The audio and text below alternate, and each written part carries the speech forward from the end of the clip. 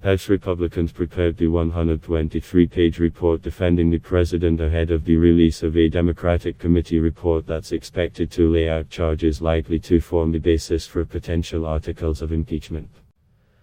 The evidence presented does not prove any of these Democrat allegations, and none of the Democrats' witnesses testified to having evidence of bribery, extortion, or any high crime or misdemeanor. According to a copy of the report reviewed by CNN, the Republican report does not acknowledge any wrongdoing surrounding the central allegations in the impeachment inquiry, putting forward a narrative that's likely to be used by congressional Republicans and the White House in their fight against the Democratic impeachment push.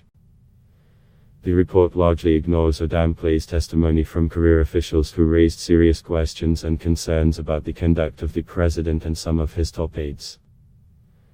The Republicans argue that Trump's concerns about former Vice President Joe Biden and his son Hunter were valid, that Trump withheld a meeting and asked security aid as he sought proof that Ukrainian President Volodymyr Zelensky was a true reformer, and there was no quid pro quo as Trump did not pressure Zelensky on the July call between the two presidents, despite Trump asking for a favor. The president's initial hesitation to meet with President Zelensky or to provide U.S. taxpayer-funded security assistance to Ukraine without thoughtful review is entirely prudent, the Republicans wrote. Ultimately, President Zelensky took decisive action demonstrating his commitment to promoting reform. President Trump then released security assistance to Ukraine and met with President Zelensky in September 2019, all without Ukraine taking any action to investigate President Trump's political rival. The Democratic report, which will be voted on Tuesday, is all but sure to have a conclusion 180 degrees apart from their Republican counterparts. Related, House panel unveils list of witnesses in Wednesday's impeachment hearing. Republican report was compiled by the staff of the House Intelligence, Oversight and Foreign Affairs Committees, which took part in the 17 depositions of witnesses during the impeachment inquiry. The Democratic report was made available Monday evening for House Intelligence members to review ahead of a Tuesday committee vote to approve it and send to the Judiciary Committee. House Intelligence Chairman Adam Schiff, a California Democrat, slammed the Republican report, accusing them of writing it for an audience of one. Schiff said the GOP report ignores voluminous evidence that the president used the power of his office to pressure Ukraine into investigating his political rival by withholding military aid in a White House meeting the president of Ukraine desperately sought. Tellingly, the minority dismisses this as just part of the presidency outside the Beltway thinking, Schiff said. It is more accurately outside the law and constitution, and a violation of his oath of office. Trump's Ukraine skepticism. Republicans argue that Trump's skepticism toward Ukraine is legitimate given Kiev's history of pervasive corruption. The report emphasizes what it calls important context for understanding Trump's actions in temporarily pausing the aid to Ukraine. The president does not just have a skepticism of Ukraine, but that he is skeptical of all foreign assistance. Going back to his first speech as a candidate for president in June 2015, Trump expressed this skepticism. But the Republicans' analysis avoids contending with what witnesses testified was different about the specific holdup of security aid to Ukraine. No one was ever clear about the reasoning for the hold. US diplomat Bill Taylor testified that there was no good policy reason, no good substantive reason, no good national security reason to holding up the assistance. US Ambassador to the European Union Gordon Sondland testified that he did not know why the aid was held up and struggled to get an answer. Trump also failed to mention corruption in the call with Zelensky on July 25 or in his initial April call with Zelensky, according to the White House rough transcripts.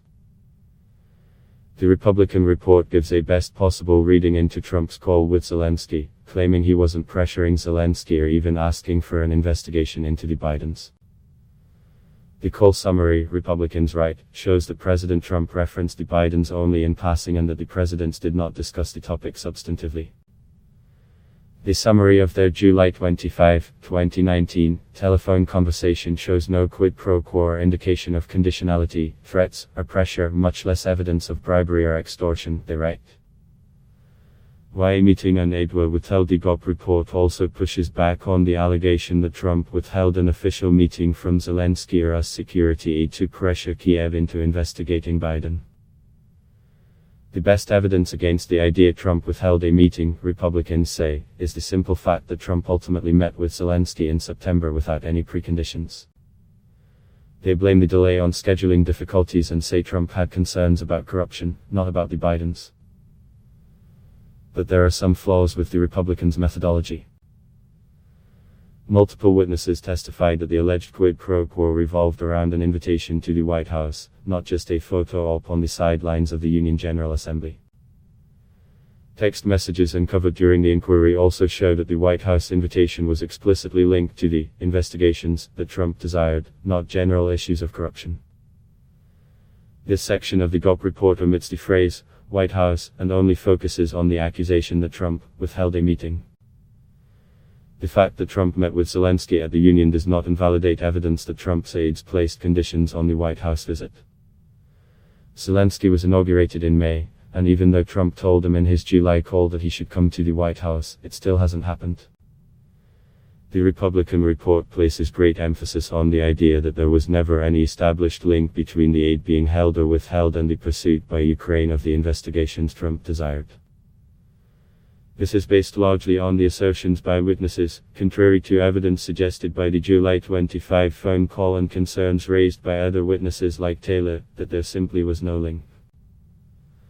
Former Special Envoy to Ukraine Kurt Volker, for instance, testified that he told Taylor, there is no linkage here, and that he was not aware of a quid pro quo. Sondland also testified that he was never aware of preconditions for the lifting of the security aid delay. The Republican report downplays the import of Sondland's supplemental testimony that, in the absence of any credible explanation for the suspension of aid, I presumed that the aid suspension had become linked to the proposed anti-corruption statement. They argue that Ukraine ultimately received the aid in September, without announcing or undertaking a new investigation into the president's political rivals. Any claim of a quid pro quo, the report says, is meaningless because the terms of a supposed improper arrangement never came to be. Of course, there are questions about whether the release of the aid was prompted by the possibility of scrutiny around its hold, including the president's knowledge of the whistleblower complaint ahead of the release. The Republican report relies heavily on denials of a quid pro quo by people who did not testify in the impeachment inquiry, including Trump, noting that on multiple occasions Trump has vehemently denied any connection between the military aid and the investigations he sought. And nothing inherently improper with Giuliani's role in the report. Republicans took aim at what they said were unelected bureaucrats who chafed at an elected presidency outside the Beltway approach to diplomacy. In the absence of real evidence, the Democrats appealed to emotion, evaluating how unelected bureaucrats felt about the events in question, the Republicans wrote. The Republicans disputed one of the central claims coming from multiple witnesses, that the role of Trump's personal attorney Rudy Giuliani led to a shadow diplomacy that was at odds with US foreign policy. The Republicans, however, wrote there was nothing inherently improper with Giuliani's involvement in Ukraine, because the Ukrainians knew Giuliani was a conduit to convince President Trump that President Zelensky was serious about reform. The report also claims there is indisputable evidence that senior Ukrainian government officials opposed President Trump in the 2016 election and did so publicly, despite multiple witness testimony disputing the legitimacy of the allegations that Ukraine meddled in the election. And the Republicans argue that Trump was well within his rights to oust former US Ambassador Marie Yovanovitch, and she didn't really suffer from the recall earlier this year. Ambassador Yovanovitch testified that her removal from Kyiv had little effect on her career with the State Department, Republicans wrote.